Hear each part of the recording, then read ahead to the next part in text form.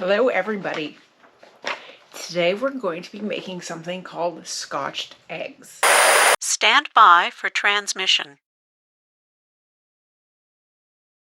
A scotched egg is a boiled egg that's wrapped in sausage meat or minced meat, coated in breadcrumbs, and then either deep fried or shallow fried and then finished in the oven. A London department store called Fortnum and Mason makes a claim that they invented this snack in 1738. However, the term scotched egg goes back at least 75 years previous to that, so that's highly contentious. In England these days, scotched eggs can be purchased at corner stores and at grocery stores and in restaurants. They were even at the center of a debate as recently as 2020 during the COVID-19 pandemic. The controversy was regarding their status as a substantial meal. When it came to determining whether or not pubs could stay open during the pandemic, one of the requirements being that they would have to provide a substantial meal in order to remain open. So the debate was whether or not scotched eggs met that mark or not, because scotched eggs are a popular pub snack in England. So let's make some today and see if you think that they constitute as a substantial meal or not. Let's get started. Hopefully I don't fuck this up.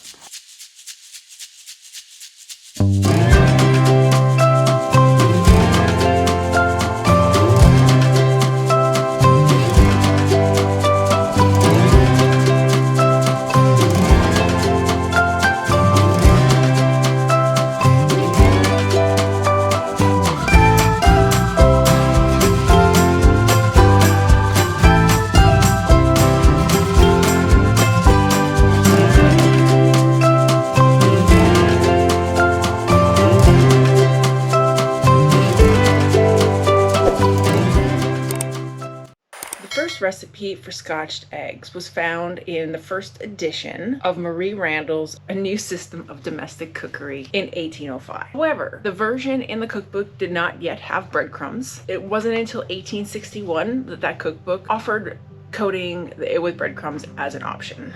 One theory regarding the origins of scotched eggs, which has been debunked due to the use of the term more than 70 years prior to its use, was that the snack was invented in the Yorkshire town of Whitby in the 19th century, from what is suggested to be the namesake, according to the Culinary Delights of Yorkshire book.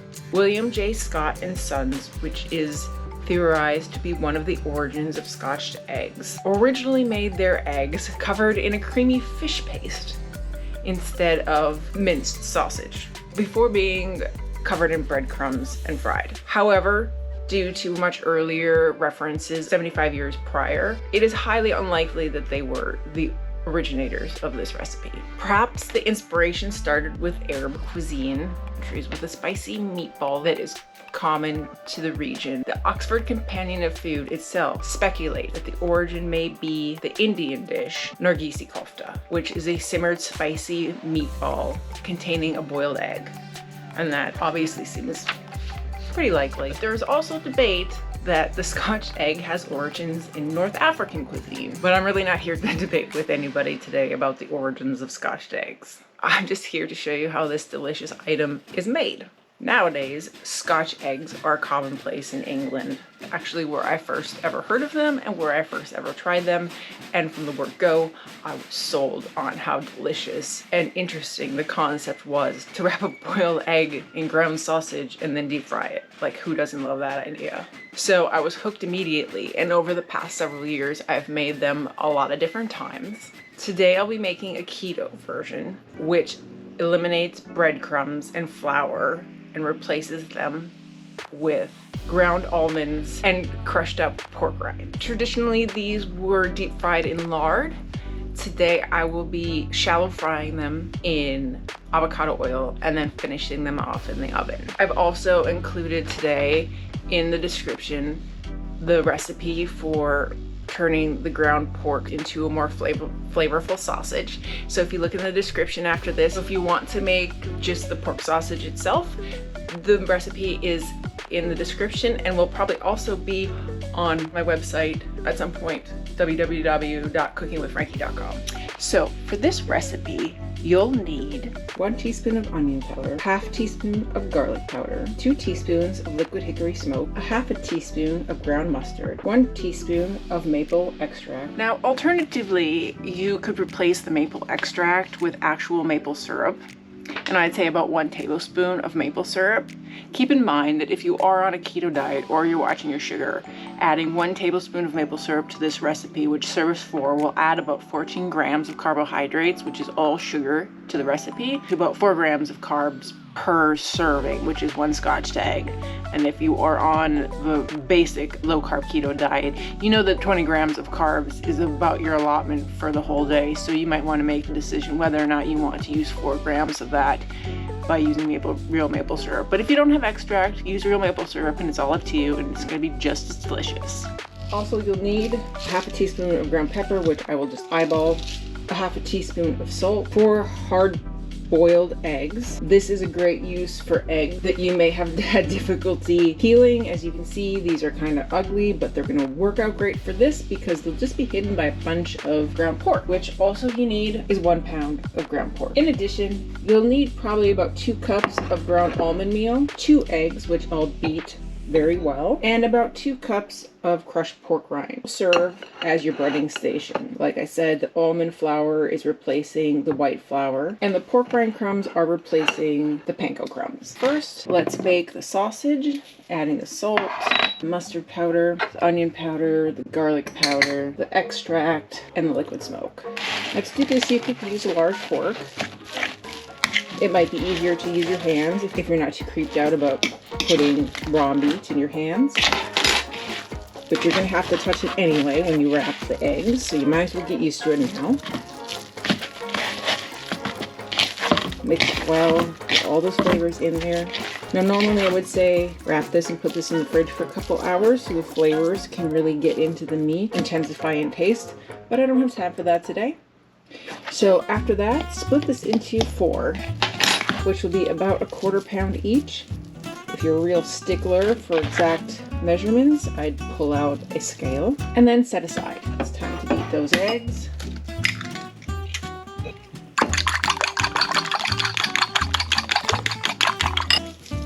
Now take your sausage, make it into a ball. And you're going to want to smash it down fairly thin, but be careful it's not too thin because when you wrap these, sometimes it ends up with holes. However, one of the nice things is that if you get a hole, you can just sort of move around the ground pork until you cover the hole. So the nice thing about putting on plastic wrap is that it can kind of assist you in the wrapping. It is obviously not required. You could just do this in the palm of your hand fairly easily. And then if it feels like there's a little extra, take the little extra off and then you can use it in the next one. There is an off chance that this might be enough to make 5. Now you have a nice meaty ball and you can just set it aside and then take that last bit that you took off and add it to your next one.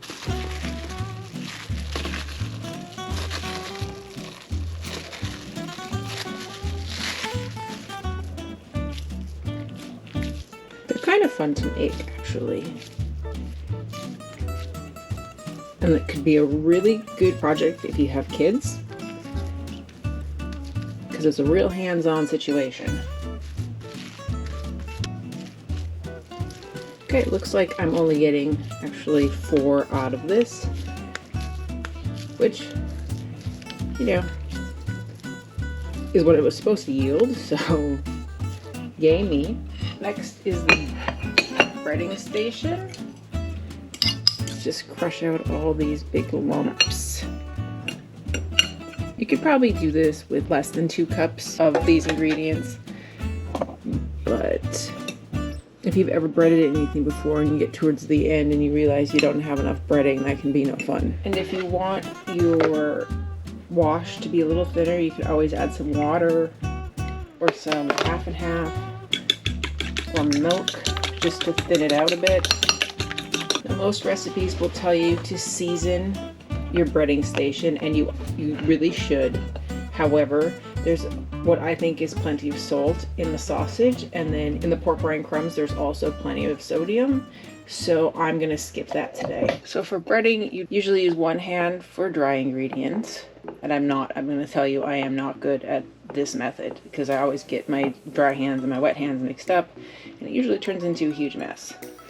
So then one hand for the wet station, and you can always use your fork to sort of give you a little assist, and then from the wet station to the dry station.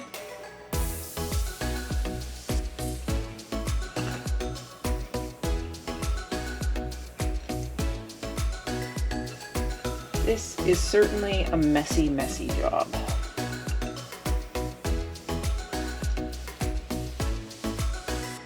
Dry hand, coat the outside. Wet hand, sort of make sure that all the surfaces are wet. Don't ever be afraid of making a mess in the kitchen.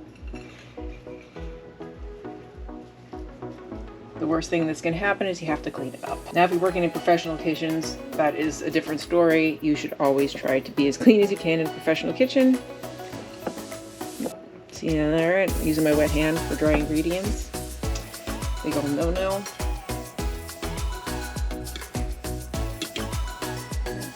Dry.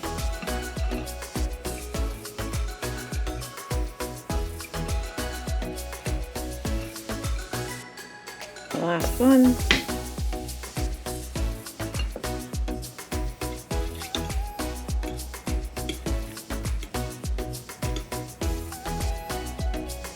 Now I'm going to clean up my mess, and I'm going to go ahead and put these in the fridge. These are something that you could make maybe an hour or so in advance and just put in the fridge, but not for too long because they'll absorb moisture, and you don't want that breading to absorb too much moisture.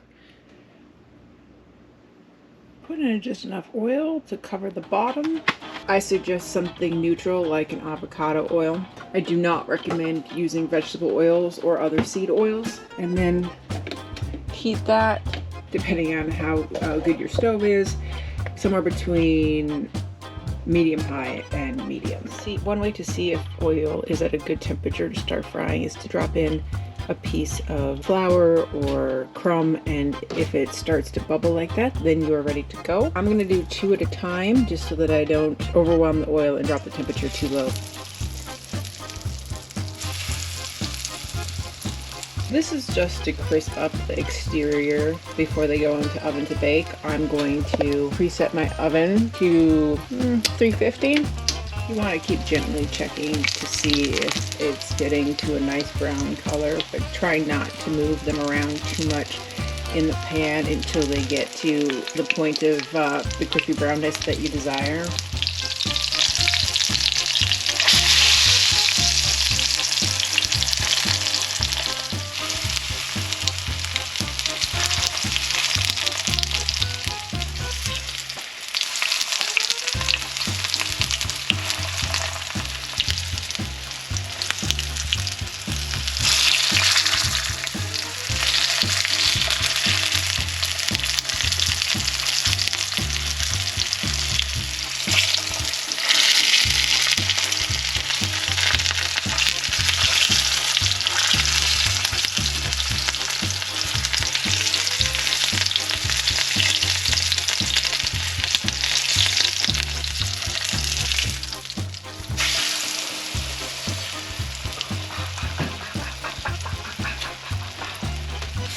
I don't know if you caught that, but I dipped my finger in the hot oil. I don't recommend doing that. If you do end up getting oil on yourself, the first thing you should do is run ice cold water over the top of it, and it will hurt. As the oil starts to decrease in the pan, you might want to consider turning the temperature down, because the less oil there is, the hotter it's going to be. I've been in the oven for 5 minutes. Let's take a look at the inside of this beauty.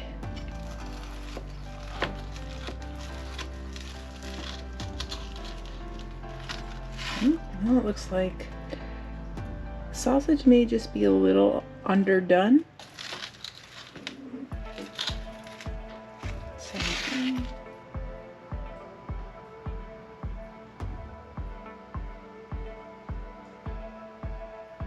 Have a scotched egg with a mustard sauce and sprinkled with smoked Spanish paprika.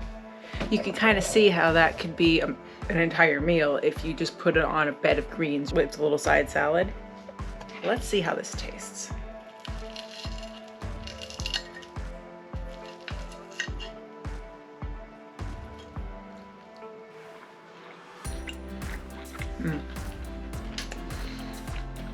I mean, it's egg and sausage. How can you go wrong with egg and sausage? And it's fried. Egg, sausage, fried.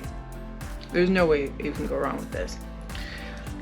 There are different variations that you can make. You could use really any other kind of minced meat that you want. It could be ground beef. It could even be ground chicken if you wanted to go chicken inside a chicken. Let's take a look at that.